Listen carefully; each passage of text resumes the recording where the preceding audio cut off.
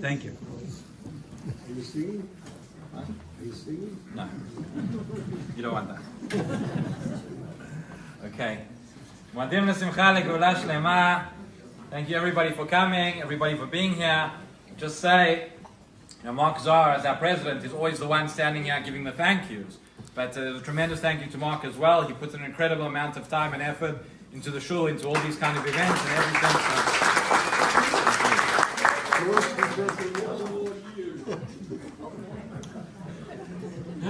So, next. It occurred to me this morning, as we were saying Hallel, that the Pirkei Tehillim that we read in Hallel really describe our situation. The situation that we've been in for the last 76 years and the situation that we're in today. I thought particularly poignant. Tehillim Kuf Yudchet, that begins Hodu Lashem Ki Tov Ki Le'olam Chasto, really describes everything that we're going through, everything that we've seen. You read the words of the Tehillim, you read the Psukim, it says, if they were written for today, mamash, because they were. And it says, Min ha'meitza karati ya anani b'merchavya, Hashem li lo ira ma yaseh li adam. Hashem is with me. I won't be fearful of what man can do. Hashem li bozrai v'ani al'eh b'sonai.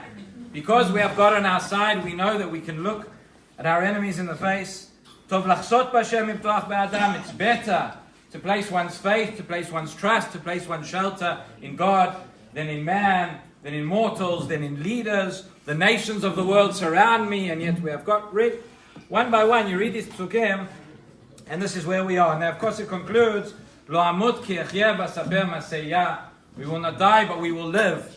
We will tell the deeds of God. And finally, concluding, Ze hayom asa Hashem nagila v'nismacha bo. As we said last night, we sang last night and sang again this morning, Yom HaAtzmaut. This is the day that God has made.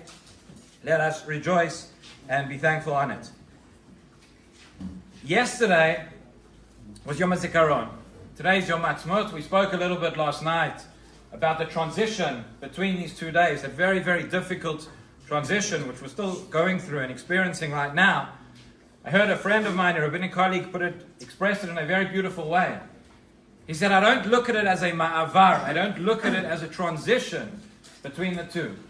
But in halakha we have a concept of a Yom HaArichta, of one long day. It's a concept, halachic concept, comes up by Rosh Hashanah and other places where we have 2 days that are essentially one. Yom HaZikaron and Yom HaAtzmaut, particularly this year, we're all feeling this Yom HaArichta. These are 2 days which are inseparable. They are 2 sides of the same coin. Perhaps the best way to express it. There's a piyut which is said in the Sephardi communities on Rosh Hashanah, called Sharei Ratzon. Beautiful piyut which talks about the Akedah. And there's a sentence in there that talks about the way that Abraham felt as he was on his way to take his son Yitzchak to the Akedah. And the piyut says, Ayin b'mal bocha v'lev sameach. The eye cries bitter tears and the heart is full of joy. At the same time. That is what we are experiencing. That is what we have all been experiencing over these past few months and these past few days, particularly today, this morning. But we are not the first generation to face this challenge. Nearly 2,500 years ago, at the establishment of the second Commonwealth of the Jewish people, long before the third, which we are currently in. But Sefer Ezra tells us that when the second Beit HaMikdash was established, so this was it. You could not distinguish at the inauguration of the second Beit HaMikdash, you could not distinguish between the sounds of joy, the sounds of laughter, and the sounds of tears. Half of the nation was in tears as they thought about the first Beit HaMikdash, what had come before and what was lacking. Half was celebrating. That was 2,500 years ago. 76 years ago, at the establishment of this third Jewish Commonwealth, the same thing happened at the very one and the same moment. As our state was being established and we were giving thanks and singing joy to God at that same time. Soldiers had fallen. Gush Etzion had just fallen.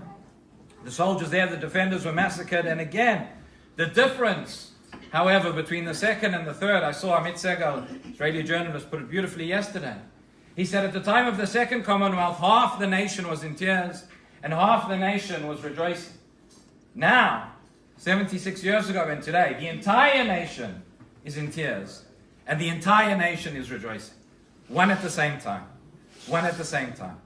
And we are all the fulfillment of that which we say in Shir HaMa'alot, Hazorim b'dima berina yiktzoru. So together, we have that zorim b'dima, we have that pain, we have that anxiety going on right now in all of our minds, in all of our hearts. Pain for the fallen and the bereaved. Anxiety for those worried, distress about the hostages.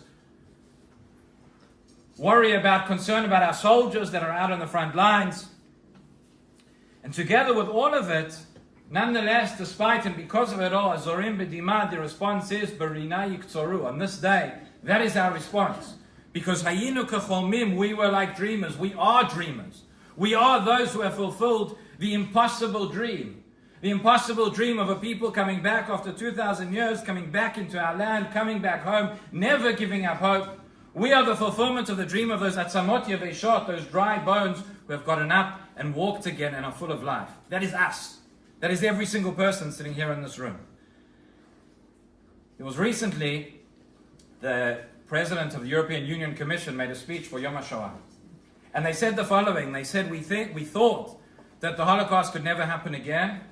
And yet what we witnessed on October 7th, we saw that it happened again. Now I'd like to suggest that they were gravely mistaken. Because the Holocaust did not happen again. Because with all the pain and with all that has happened, we are in a different situation. As painful as things are, we are fighting back. We have our state, we have our army. We are celebrating, yes, berina yiktzoru. We are reaping that joy, that gladness in amongst all the pain. Something that was impossible 80 years ago. I'd just like to share with you, just to end off, a profoundly, profoundly moving speech which I heard just a couple of days ago from Chagai Lober. Chagai Lober was, his son was killed in this war. His son was killed fighting in Gaza. And he was interviewed on the radio and he was asked, how can we celebrate, should we celebrate Yom HaAtzmaut this year? You as the bereaved father, after what you have personally experienced, after what we have nationally experienced.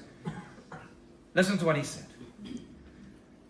He said, we have an obligation to celebrate Yom HaAtzmaut this year. He said his son, who was called Yonatan, who was killed, Yonatan and his friends fell in order that we can live, in order that we can celebrate, in order that we can be happy. Life is not just about breathing. Life is about living a full life, that we can celebrate over that which we have. For 2,000 years we davened for this. For 2,000 years we prayed for what the Gaon of Vilna did not merit. For what the Rambam did not merit. And yet we have merited. Here we are. There are so many people greater than us, more important than us, who did not merit to live under Jewish sovereignty as the Torah commands. Are we going to ignore it? Are we going to reduce the simcha? Are we going to ignore that which it was for which they died? We are required, we are obligated to be happy. We have seen the ingathering of exiles, revival of the Hebrew language, Jewish sovereignty, a Jewish army that protects us. We are not downtrodden and oppressed as we were. We didn't have any of this for 2,000 years. Can we really ignore it now, today? And he says like this. He says, I can understand that for those for whom Yom HaAtzmaut is separate from Yom HaZikaron, it's something else. We just put it aside and we go and we celebrate and have our parties. So then that is incorrect. But if we understand that this is, as we said at the beginning, a Yom HaArichta, this is the continuation of Yom HaZikaron, that it derives from within that moment, from within that event, from within that sacrifice, that they died so that we can live, so we have to continue. And he says we have two chambers in our hearts. We have a chamber that is full of pain, but we have a chamber as well that is full of happiness. We have that obligation to continue living, to continue celebrating. We don't have the ability, we don't have the right not to celebrate on this day. So said Chagai Lobo, and I think those are profound words. Anything more that I add will only diminish from the message.